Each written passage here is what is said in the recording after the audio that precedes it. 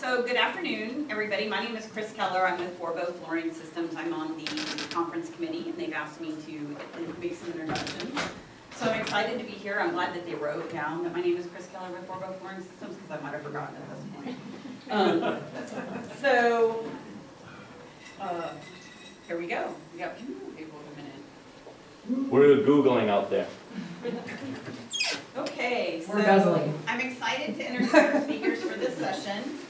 As founder of Matura Marketing, Erin actively provides strategic counsel in all aspects of digital marketing to help senior living operator owners grow census, occupancy, and revenue. A Florida native, which is rare, but welcome. Erin has spent a large portion of her career working with senior living and care providers on a regional and national scale. Her ability to grasp the unique challenges and opportunities facing senior housing today adds value to the services Matura Marketing provides, from media to digital strategy and content. At former agencies, Erin has led teams responsible for developing campaigns for dozens of senior living communities and startups of varying types and models. Senior living operators throughout the country have benefited from Erin's experience, including Sonata Senior Living, Elder Care Alliance, and Benchmark Senior Living, among others. Joining Erin as Matura's marketing, Matura Marketing, am I saying that right? Yes, you are. Matura Marketing's Chief Performance Officer, Daniel Boyce. I'm guessing this is Daniel. We just met a few minutes ago. But we've had a drink together already, right? Offers expert analysis and various data sources across the vast digital marketing landscape to produce ROI for owner-operators in senior living.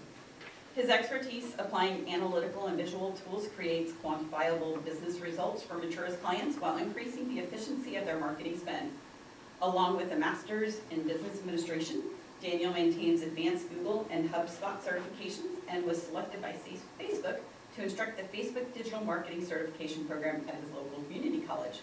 Well, Daniel. I don't know if that's a compliment or not, but I'm glad they chose me. Thank you both for being here today. We look forward to your presentation. Thank you very much for that introduction. I wasn't expecting the bio to be read, so I had prepared my own introduction. But we're super excited to be here today also as your host and hostess of the exhilarating high-stakes game of Guzzle and Google. Mature Marketing is a digital marketing agency, what she said, that specializes in senior living. So in short, we essentially help providers acquire, engage, and convert digital leads more efficiently. So that's the key word there. Using inbound digital marketing strategies, such as search engine marketing, marketing automation, SEO, website, and content marketing. And Google, of course, which is what we're here to talk to you about today. So why don't we start with the rules of the game, which are... I feel like we need music for this or something, but unfortunately we did not come prepared. Like, yeah. The rules of the game is extremely easy, and they're also designed to keep you moving so that you don't get bored or drunk or whichever one might If you're come drinking first. water, that's okay.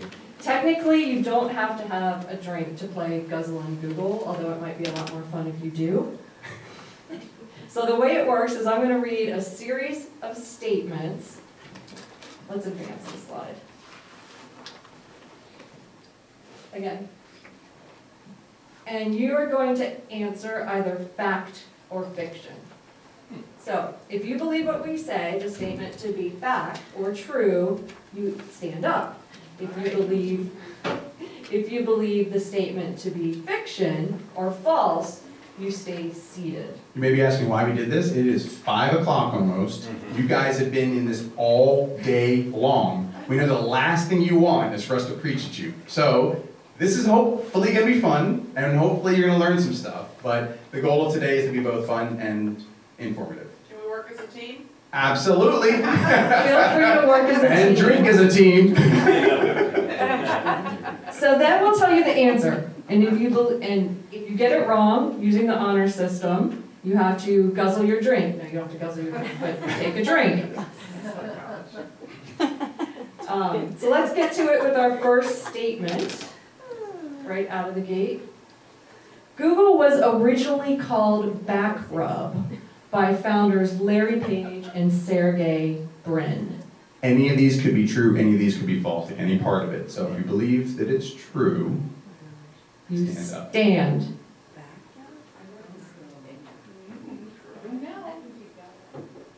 It's a fact, actually. Everyone seated has to drink except Everyone's Christina. Go ahead, Christina guzzle that got it. water for all you crazy ones up front, and then for the more liberal crowd in the back, Drink. So enjoy your true, beverage. true story, Google founders named their product Backrub because the original technology counted the number of backlinks that pointed to the website in order to rank the importance of the website in search. Even today, backlinks are still a really important part of SEO, but it's really only one of 200 known ranking signals that Google uses. And that's largely because Google's ranking algorithm is far more sophisticated and advanced today than when it was when Google was born in 1996. If we got that one wrong, I think we're all in trouble. And if anyone needs to run out and get another drink, feel free. I will say the rest of these, some will be easier than others, but that one was a little bit tricky on purpose, because we were trying to make it a little bit fun, you know, it can't be too obvious, right? Right. So when it comes to the algorithm, it is going to be continually increasing and changing, but initially, and you guys probably heard this from the past, you had to have a large number of keywords, right, your keyword stuff on your website, and then also a lot of different websites pointing to your website. That's why Backrub came around, because Backrub was backlinks pointing to your site, kind of patting you on the back or giving you a favor. The idea behind that, though, has shifted dramatically over the past 5 to 10 years, where backlinks are now less than 30% of the overall ranking factor. In fact, if you notice here, 5% are offsite signals, 20% are offsite links. So roughly 25%, but that is continually changing. What Google cares more about, we're going to get into in the next couple of questions. But the thing that you really do want to think about is the fact that you want to optimize your website for Google factors when it comes to rank. We're going to talk about a number of them today, and whether you're doing these now or not, our hope is that you at least have it at the forefront of your brain so you can go back to your internal marketing team or whomever you have doing your website and really start to think about, oh, okay, we need to start thinking about some of these different tactics if you haven't done so already. So on to the next question. Your website is considered good if the home page loads in 4 seconds. Again, stand if you think it's true, sit down if you think it's false. These are so hard. I'm out of patience by then. Don't be shy. So what'd you say? I said I'm out of patience by then. So if you think it's true, stand up. If you think it's false, sit down. All right. Go with excellent in 2 Survey says it is fiction. So those of you standing must take a drink. So the reality is, while 4 seconds may seem fast, it is still really way too slow for Google now. 4 seconds or longer is considered poor, actually, by Google's Core Web Vitals reporting tool.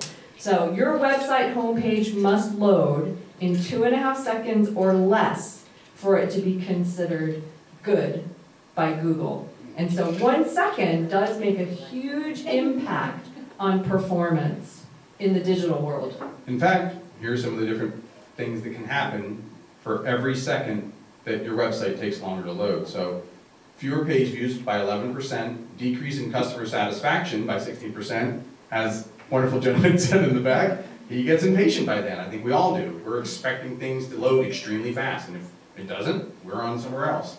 And 7% loss in conversions. Now, one of the other things that I want to highlight is the fact that the speed of your website impacts your rank on Google as well. And that's really, really important because often people don't recognize that. And yes, some of these questions are a little bit tricky, but in the same manner, we're doing this on purpose because if you didn't know this already, you probably weren't already optimizing for it. Another thing that's really important to note is Google has dramatically changed how it determines your site speed. You may get a lot of different agencies coming after you saying, hey, your site is loading too slow, and they give you a tool that you can use to track how fast your website is loading. Those tools are now mostly irrelevant. The way Google determines how fast your site is loading is based on the interactions of each and every one of you. And what I mean by that is Google now has a new tool, Google Analytics. Raise your hand if you've heard of Google Analytics. Okay? Now keep your hand raised, and then keep your hand raised if you've heard of Google Search Console. Okay.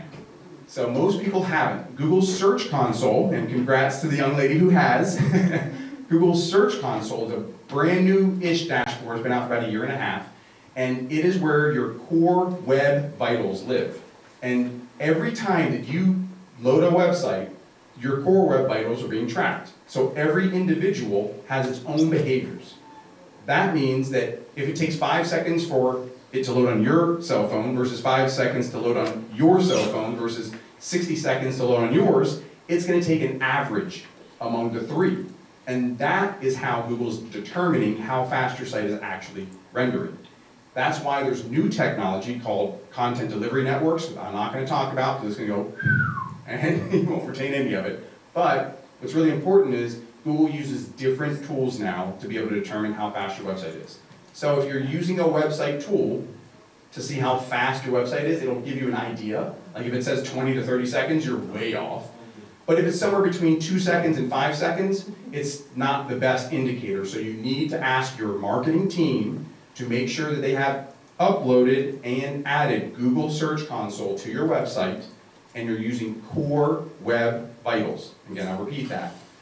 Google Search Console needs to be added to your site, just like Google Analytics, and they need to look at the core web vitals. Those core web vitals, one of those will be your site speed, and that's how you determine how fast your site is actually loading for people. How fast are the GoDaddy sites loading? GoDaddy's dependent upon your server. So you can have a dedicated server with GoDaddy or a shared server with GoDaddy. We have a large number of clients that have come to us and said, hey, we have a dedicated server, and we look at it and it's a shared dedicated server, and based on that environment, it loads really, really slow. It But, can be shared and dedicated. correct. If you, Misleading. yes, it's misleading because GoDaddy's just trying to basically make it as cheap for you as possible while also making money for themselves.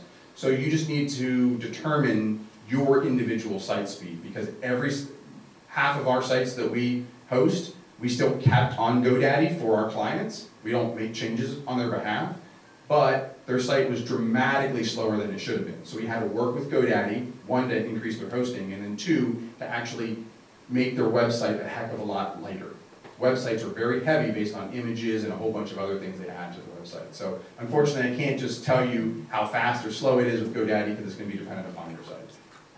And by the way, throughout this, if you have questions, feel free to ask them, but we're also going to open up for questions at the very end too, and we're going to stick around too so we can answer more digital questions for you as well. So the next question. Google's EAT guidelines, and this is another good question, were named after a developer who loved sandwiches. Stand if you think it's true, sit down if you think it's false. And looks like you may have a question about the question? Oh. Too lazy to say. Or raise your hand. And way too honest, I love it. Raise your hand or stand up, either way. Sure. All right. I just want to give me a reason. I think these ladies are just like, this is boring, I need a drink. Did that on purpose. You're moving, right? Some might drink even if they get it right. That's right, I mean, we're not gonna hold you back if you do. Go ahead. So, So actually, it stands for expertise, authoritativeness, and trustworthiness. so the answer was false, so if you're standing, go ahead and take a beverage and enjoy it. That's right. And EAT is part of Google's Search Quality Evaluator Guidelines, which is used to determine if the content on your website is valuable to readers. And essentially, Google will rank your content in its search results. And what does Google define quality content as? We get that question a lot. Google defines quality content as content that helps users, that is created by an expert, that is hosted on an authoritative site, is trustworthy, and is updated regularly. Yeah, so the EAT concept actually came out like 8 years ago. This isn't new, but you guys have probably heard that Google keeps making algorithm updates. We're gonna talk about that in a little bit. Whenever they make an update now, these are the three major factors they're looking at. level of expertise, authoritativeness, and trustworthiness. Erin just explained what a lot of that means, but expertise basically relies on one main thing, and that is, does Google trust the level of expertise you're providing on your site? So one good way of proving this, as an example, would be if you're writing a blog or an article, does that blog contain the name of the author? If it doesn't, it holds a lot less credibility. Why? Because they don't know who wrote it. And so if you don't have a subject matter expert or somebody in-house that is capable of writing around your type of community or your type of senior living, then it may be something you think about. Authoritativeness stands for the focus of your website. How credible do they believe your website is? So your website itself actually builds its own credibility over time. In fact, a domain has credibility. You've heard of domain authority. That domain builds its credibility based on how you're educating and informing people within Google. And then the trustworthiness factor comes in from an array of different factors, mostly based on what other people are saying about your business. So reviews would be a good example. But another great concept would be social media and all the backlinking signals and that sort of thing.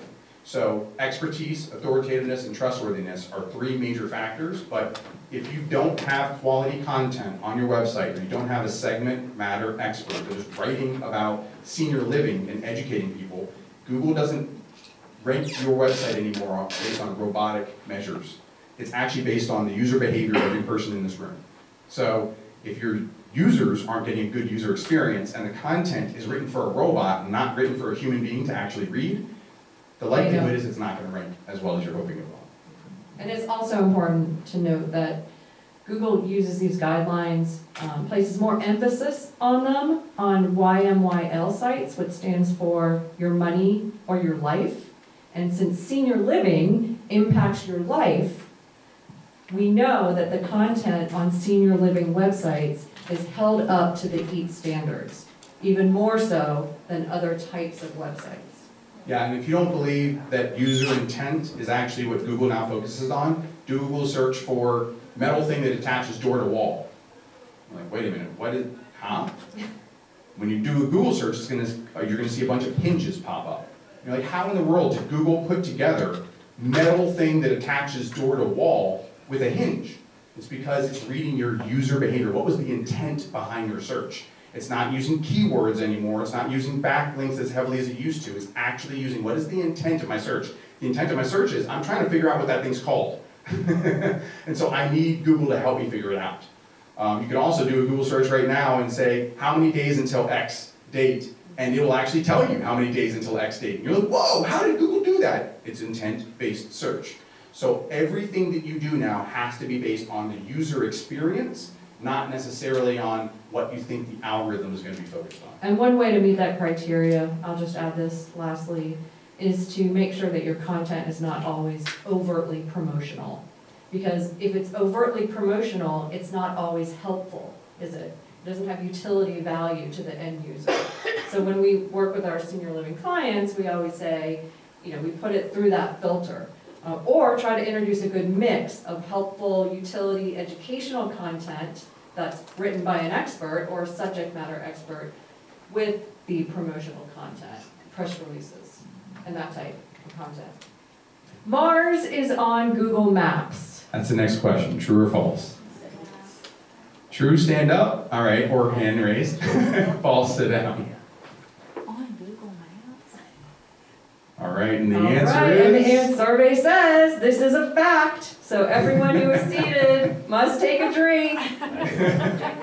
She's like, I'm fine with it. So literally, Google Maps mapped out the entire world in 2017 and 2018. You can explore every single planet in the solar system, except for a few of the gas giants like Jupiter and Saturn, presumably because the spacecrafts couldn't get close enough to the planets to see through the atmosphere. But more importantly, what's important to note is that Google Maps is the single most popular navigation app in the world and owns close to 90% of all local searches. And because senior living is so much still a local community-based service, optimizing your Google business profile in order to appear in Google Maps search results is a key SEO strategy today. Yeah, and you guys are probably familiar with this, but you may not know what we're talking about. So let me just dumb it down for you. If you do a Google search for pizza restaurant near me, that little map section that pops up, that's your Google business profile. So the reason why it's so important to make sure that you're optimizing is if someone's searching for senior living near me, assisted living near me, independent living near me, that sort of thing, you start to rank and you show up as a thought leader. The way that those signals work now are dramatically different. So your Google rank will grow in two different areas. One in the map section, another just beneath the map section, you'll see all those natural websites that show up there. That's also organic. Organic meaning you're not paying to show up there. You're naturally showing up there because of a lot of the tactics we're teaching you today. So Google is continually making changes. In fact, just this past month, they made a change where if you're now wanting to update your Google My Business listing, or Google Business Profiles, the new name for it, they are prompting you to go onto Google to make that change. I don't know if any of you guys have ever made changes in your Google Business Profile before or ever logged in before, but it used to be a dashboard. So you go to business.google.com and you would log in with your Google Gmail account and you'd be able to access your senior living facility or community, the actual Google listing. Now, Google's pushing you to do it on Maps. And if you are not updating your backend, let's say you have 10 plus communities, and right now you love the convenience of being able to see all 10 of them on that dashboard, if you're not contacting Google and setting it up to keep that, you're gonna lose it all, and it's now going to be all based on the search, which is fine. It's not that you won't be able to access it, but a lot of our clients like the fact that they can see all of their 15, 20 communities in one purview. So just be aware of that. It changes August 30th.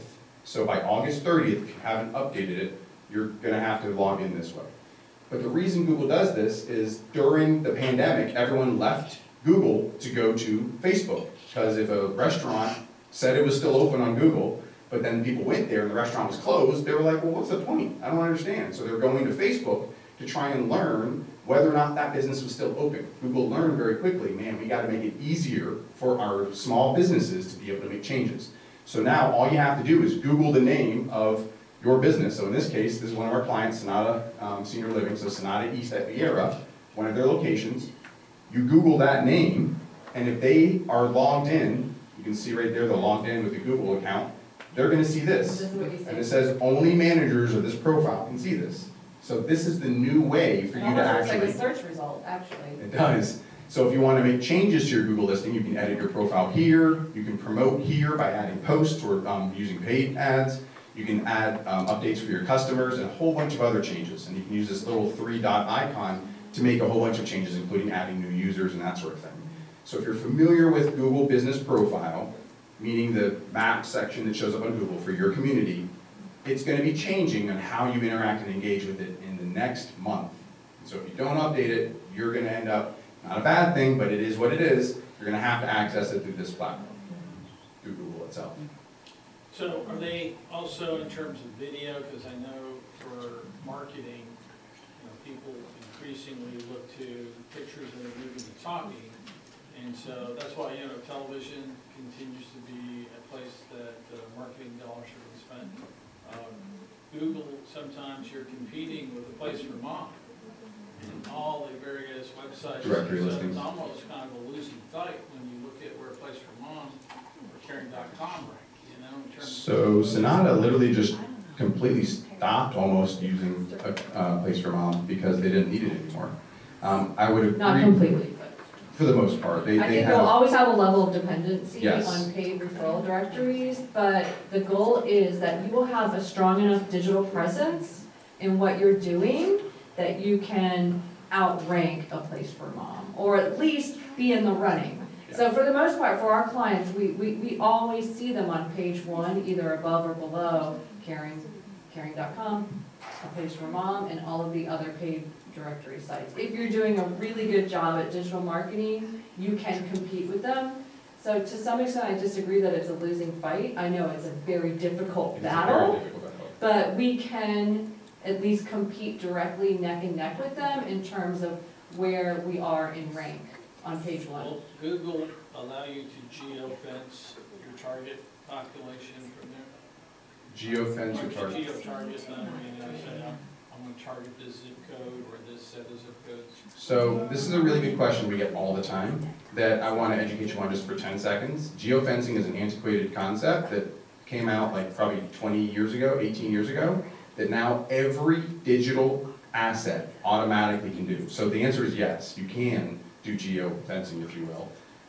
Let me educate you on Facebook as a good example. Facebook, if I wanted to target you in your specific vicinity, I can do that. Why? Because I know a profile, it's called a lookalike campaign, and we build a lookalike campaign that says this profile, this person in this area, all the way down to a zip code or a building, I can target that persona. The difference though is that it's now inherently built into every digital product. So Google products, all Google products inherently have geo-targeting, because what is the most common device that you have on you all the time? Every one of these devices, you have, in geofencing, you have to have your actual device turned on, and you have to have it actively, that app actively turned on in most cases. There are passive geo-targeting efforts, but if you have Facebook installed on your phone, it is tracking everywhere you go, everything you do, and everything you say. And you have all of that data automatically readily available. So I can target you through Facebook ads without having to set up a $10,000 cost for geofencing, or $5,000 if you're with a good agency.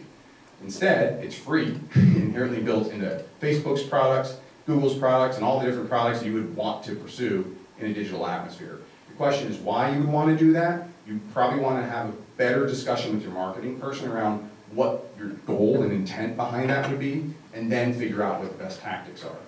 When it comes to this is organic. This is not paid. So this is organic. I want you to be the most credible source for what you do, and Google wants that as well, and that's why they show people. A Place for Mom, Caring.com, all of those are phenomenal resources, quote unquote resources, just like if you're looking for the top lawyer, you probably go to Avo or FindLaw or any of those others. But they're just directory listings. They're only going to be, in totality, less than 20% of all searches. Now, there are going to be a lot of individuals that are still going to go there to build credibility. But what Erin's basically saying is if you prove your credibility at the same level or similar magnitude as A Place for Mom, Caring.com, then guess what? You're now going to be seen as the authoritative source in that area because you show up and rank in a similar format. Google has 10 listings on its organic listing, and then 3 in the map section. Caring.com can only be 1, or A Place for Mom. So if you can be one of the others, during the pandemic, we were listed in position 0, which is like if you're looking for something and you see the recommendation that pops up, we were in position 0, above the map section, above the paid ads. The biggest use for this is like if you're looking for something and Wikipedia pops up and it gives you the definition, we were showing up in a lot of searches for that because there were a lot of definition searches that people didn't even know about during the pandemic. So when you can do that, you're owning more of the online awareness. And yes, you will still compete for A Place for Mom, and yes, you'll still compete with Caring.com, but you're going to have a lot more credibility. So of that 90% of search volume that is actually happening through Google, you'll at least obtain a percentage of it. In organic results, because A Place for Mom will always outspend providers. They will outspend us all day long. So for paid Google ads, they're going to be there, right there with you if you're doing Google ads. But what we're saying is we have a much better chance of outranking them and appearing on page 1 organically through some of the strategies that we're talking about today. Especially locally, because they're not located locally. You are. You're the only one, aside from your other competing communities, that can show up locally. So in the Google Maps section, Caring.com, A Place for Mom, none of those will ever show up there. But they do play dirty, I'll admit. They do. And they do buy your community name, so you will see your name in their ads, even Just to your pricing. reinforce one of the things that you said, Wendy, here, Googled a Sonata community, it's one of their serenades, and it took, every listing in the top 4 belongs to Sonata. So it's the Sonata ad, then the Sonata Google profile, then Sonata Senior Living, then Sonata or Serenade's Facebook page, and then finally listing number 5 is Caring.com. And that's what we mean. They're going to continue to spend and try to outspend, but they can't rank organically. And I can't say thank you enough, but that's great. And that's the goal. That's exactly what we aim to achieve every single day with our digital marketing. So the next question, oh, yeah. Not even sure if it's related, but you mentioned earlier that when you're on Facebook, Google's like tracking everything, you see the new advertisement now to the search engine Dutch, supposedly, do they not find you if you're going through that search engine, or if you're But using it on your phone? DuckDuckGo. So every search engine is going to rely, think about Bing, okay? When you look at Bing advertising, what is Bing advertising for? What are they saying in their ads? Have you guys seen any Bing ads lately? Try a search and compare us to Google. Where do you think they're pulling? This is the best way of explaining it. Caring.com, Place for Mom, and Google are all what are known as directory listings. It's just a directory listing. Google just happens to be the most trusted because it also has a search engine and a bunch of other things and a bunch of phenomenal products. So it's just a directory listing. What's the number one trusted directory listing is Google. So Yext is a platform that allows you to connect with all 65 to 70 plus directory listings except for niche ones like Caring.com and What's it called? Yext, Y-E-X-T. It's just one example. There's a whole bunch of them that are similar to Yext that cost less, but Yext is the biggest one. But the reason I was bringing that up is when it comes to that concept, Google is still just a directory listing. So Bing and DuckDuckGo and all these other directory listings are going to be pulling from Google's data, Google's algorithm, Google's information. So you'll still rank in Bing. Bing is less than 1% of all search volume, so good DuckDuckGo is less than that. So just giving you examples, but when new search engines come out, Chrome is the #1 browser worldwide, makes up over 96% of all searches, and this is worldwide, not just within the US. But there are going to be other browsers that come out and they're going to try to compete and they're going to have very niche audience, and that's great. But where are they going to pull from a data standpoint? They don't have the funds and the budget to actually keep their information as accurate as Google, so they're going to pull from Google first. They haven't explored Mars. They have not explored Mars. You could explore Mars. Yeah. So just to recap, the search term that you put in for the Google search engine, was it the brands, not a brand? Or- That she did? Oh, no, that, where they came up. Oh, so that way you can log in? No, where she said that the Sonatas came up and then Caring.com was number 4. I don't know. We'll have to The ask search her. term was, I put in Serenades Longwood, which was one of their Okay, all right. communities. So it was a branded. it was a Branded brand. term.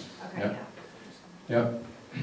And that's another good point, like it's going to be dependent upon every search term, every keyword, and everything that you're specifically looking for. Right, location, etc. Yep. So, Google another great changes, here's our next statement for true or false. Fact or fiction, Google changes its search engine algorithm approximately 12 times a year. true or false? Everything that's true, stand up. Everything that's false, stay seated. Or raise your hand. Or raise your hand, yeah. All right. Survey says it's fiction, it's false, so everyone with a raised hand or standing, guzzle your Yeah, drink. you can have a beverage. Google, believe it or not, Google actually changes its algorithm 500 to 600 times a year. So that's somewhere between once and twice a day. But it only makes a major update, what's called a core update, a few times a year. So not all of algorithm changes require you to do and respond to SEO differently, but there have been some major ones within the past couple of years that have changed it dramatically, such as the page experience update last year. Yeah, so last year was somewhat of an anomaly. In June, they had an update. In July, they had an update. And then the end of July, they had another update. So they had 3 updates in 2 months.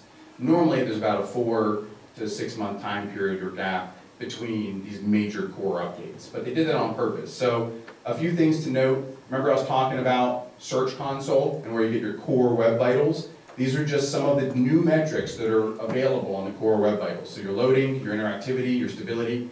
Those are the different types of things that help you better understand what your web presence looks like. And Google purposefully has created that so that way you have a better understanding of whether or not your agency is actually doing what they say they're going to do. The other thing is all these different signals. Biggest one that I would use as a takeaway is mobile first. So if you aren't responsive in your website, or your website doesn't have a strong mobile presence, meaning it doesn't navigate very easily in mobile, this is going to very negatively impact your overall website advancement. And there is a difference between mobile first and responsive. Yes. Yeah, so responsive means any different type of platform it's gonna look good in, or mobile first, you develop mobile first as your main focus, and then everything else comes after that. And there's arguments to do one versus the other, but mobile first is arguably probably the more prominent one now, because Google's putting more emphasis and more focus on mobile than it is on PC, on tablet, or anything else. Because- Particularly if your audience are adult children, because they're gonna be the large majority of mobile first users, whereas some of our independent living senior audiences are still predominantly desktop users. And yeah, there are 500 to 600 different changes over the course of the year. Most of them aren't irrelevant, but they aren't going to impact you too heavily in a negative way. The biggest takeaway from this, though, is user-focused content, that whole hinge concept that I was talking about before. If you don't have a subject matter expert, I can't stress this enough, you need to find one to write content, whether it's blogs, ebooks, white papers, whatever, on your website. The goal is really to educate and inform, and for the end user to actually see value in what you're writing about. Then, whenever Google makes an update, and video, because this gentleman was talking about video, video is by far the most popular engagement platform you can currently have, and that's why TikTok's taking off, and Facebook videos taking off, and same with Instagram and all the others. But the reason that this is so important is if you're focusing on those things from a content standpoint, every core update that Google makes, instead of your rank going down, your rank should inherently go up. Because every core update Google's gonna do, it's gonna be focused on user intent and content. So if you're focused on making sure your website looks good, easy to navigate, and has great content, you're almost always going to end up improving whenever Google makes an update. And just to add to that, when you're developing content, if you're at that level, one thing to keep in mind is semantic search and natural language processing. So now Google is returning results for searches based on how people naturally speak. So that's why you see a lot of content that maybe start with a question. What is assisted living? That might rank higher than your competitors because you're presenting your content as a question in the way that a user would naturally search. Love it. All right. Cost of Google ads doubled during the pandemic. True or false? If you think it's true, raise your hand or stand up. This is tricky.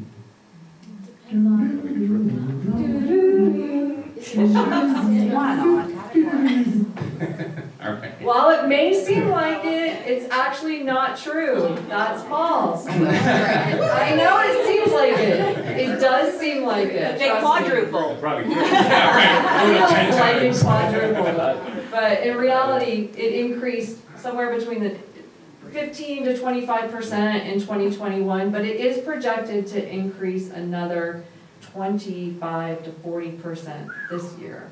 So, and that's largely due to more competition, more demand online as a result of consumer behavior, which changed from the pandemic, and something called click inflation. So, because there's more competitors bidding on the same keywords, it's driving up the cost per click. Yeah, it's But all there's dependent things upon you the can do. vertical, but it But is it's gonna be- absolutely changing. I know ours went way down in the last couple months, I mean, almost in half. That's awesome.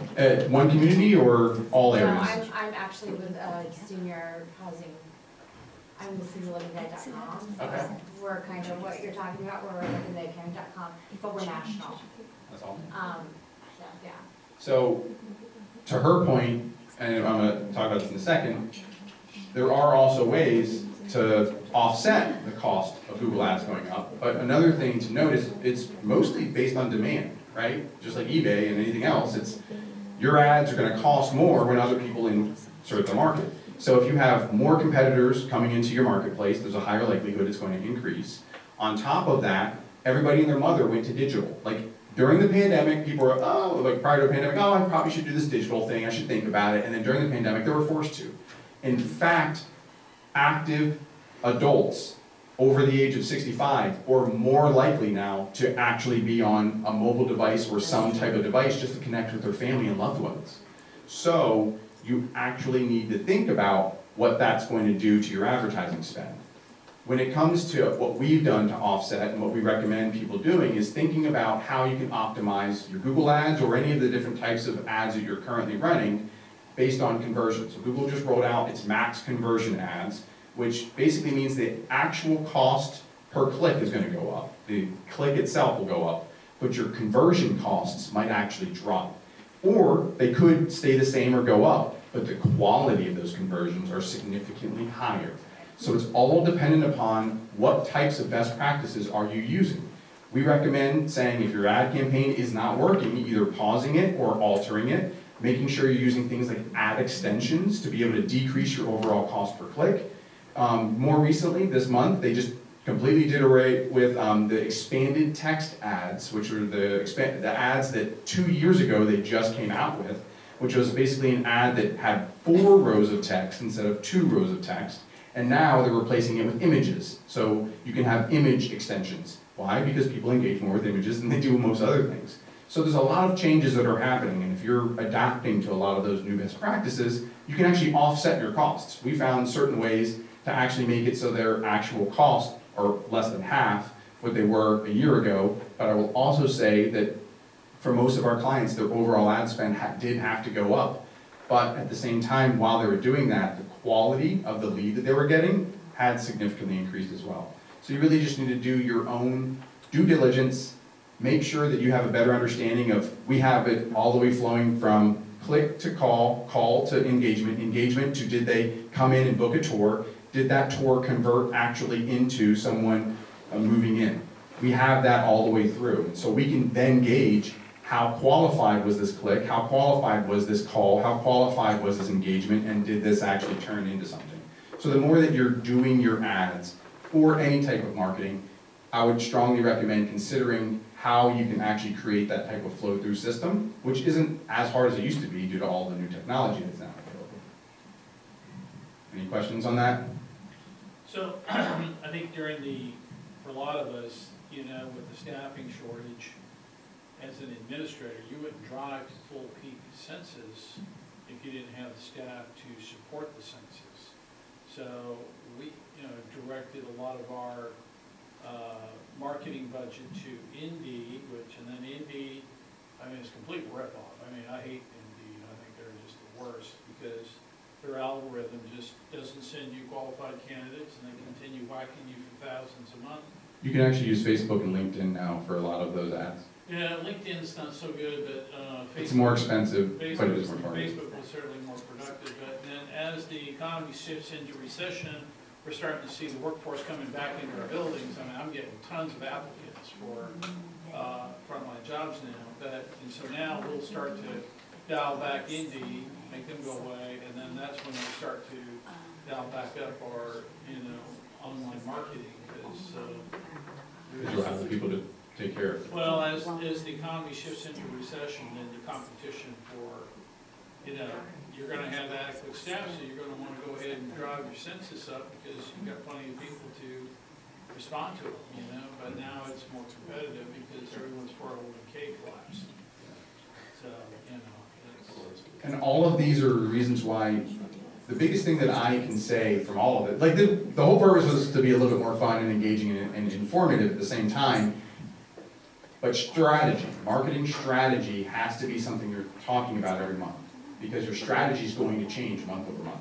And our strategy typically changes now, almost mid-month sometimes, right? That said, your core strategy remains the same. Your content strategy, as a good example, should always remain the same, because Google's always going to enhance your overall organic rank based on content. Plus, you're going to get more users no matter what if you have qualified content. So content strategy has always been at the forefront of one of the things that we think is important. But every month you should be talking with whomever it is in-house or external if you have an outsourced provider to say, hey, what's our strategy this month? What's going to change next month? What's going to change next quarter? And then have a kind of a vision. And it's probably going to change because to your point, you're going from Indeed to now focusing more on digital ads. Maybe the next 3 months, that's gonna shift again, and you're gonna have to say, all right, how do we reallocate? And you should be able to be nimble. And Unemployment's gonna still go up, so you're gonna have plenty of applicants to fill every job, so. sure, I'm surprised at how quickly that shifts. I'm not that surprised based on certain things, but this is the reason why you just need to be ready for anything. I mean, if 2020 taught us anything, it was be ready, right? And be nimble. There are 2 other questions that we were not gonna go over, but if you want us to go over, we're more than happy to. Well, we should open it in case they have questions, because Yeah. I think it's 5:30. Yeah, it's 5:27. Yeah, we don't want to All right. run over, it's been a very long day for a lot of us. So, someone owns Google. I'm curious. Who? What corporation, what entity? So if you look at Alphabet, that's their actual stock symbol is Alphabet, and that's who owns it now. It's an organization of individuals, but there are 3 to 4 main leaders in that, just like a Steve Jobs type of approach. So there are certain, they're all IT geeks that have extremely smart backgrounds, and some of them didn't even go to college, you know, that sort of thing. But for the most part, they're individuals that see what they think the vision of the future is, similar to, you know. So what replaces Google? I mean, 15, 20 years ago, we didn't have any of this, right? Yeah. We're all running So I around don't- with pagers, we thought pagers were cool, you know? Yeah, and that is a really good point. Blackberries. What's gonna, One of our mottos is future-proof your marketing, and that's a great question, because the answer is we don't know, but we have indications. How many of you guys use apps now on your phone? So apps 10 to 20 years ago, to an audience that I'm looking at right now, you'd be like, an Apple, a what? I don't know what you're talking about. Now apps are very prominent, so it could be apps. It could be, so some people are talking about, you know, Siri searches, so you're having a watch and being able to say, find a restaurant near me, find this, Siri, play this song, Siri, find this, Siri, find that, or Alexa, find this, Alexa, find that. That's all based on Google search and Apple search. So I couldn't tell you the answer, but the one thing I will say is this, be nimble. We believe in future-proofing your marketing, so we are software agnostic, product agnostic, solution agnostic. We don't use one technology, we'll do anything that works. But the question is, what works? And at any given time, it's gonna change. But by the way, every community in here is different. So what works for one community doesn't necessarily work for another community. And that's another thing you have to think about. I'm being told that it's holograms. Holograms? Holograms. Like Star Trek? Well, Beam me up, Scotty? they're saying, the problem is battery life, but the reality is they said, look, they can harness everything with AI. I asked Steve Wozniak, I went to go meet him, and I asked him, I said, well, what are you excited about, Steve? He said, oh, great question. And he said, I'm excited about 2 things. AI paired with quantum computing. He said, everything's possible. Yeah. Everything, literally, but it's a dangerous world you live in. So, and I said, well, what does that all mean? He said, hologram. He said, you'll be able to harness everything that Google knows. In 30 seconds, you can have an image of George Washington here. If your activity director's out, that's fine. Send the hologram down the hallway, and they can, entertain them for an hour, have Jerry Lewis and Dean Martin put on a show. Love it. So But I said, he's reiterating my point. He said, so what's the problem? Why aren't they doing it? He said, well, it's battery life. Everything's battery life. I mean, it makes, like, everyone's gonna have their own concept of what's gonna happen next, right? You have people that own Tesla electronic vehicles also tapping into social media now, saying, I wanna own that because I wanna have the opportunity to make sure people can all say what they feel and believe, because that's one of our founding beliefs. So every digital person's gonna say something different. I think it's all going to be Elon Musk. So I will say this, if you're nimble, it doesn't matter what it is. When that thing arises, the question is how difficult is it, how reliant are you on a place for mom that you can't extract yourself from that and then say, I now want to be in this. So we believe in a plug and play type of concept where if you're software agnostic, product agnostic, and solution agnostic, it doesn't matter what the new best thing is, you can quickly adapt to it and just introduce that into your community. And that is, probably the only answer I can give because I'm not Elon Musk and I don't even think he knows. So in closing, Yeah, sorry. are there any other Any other questions? questions?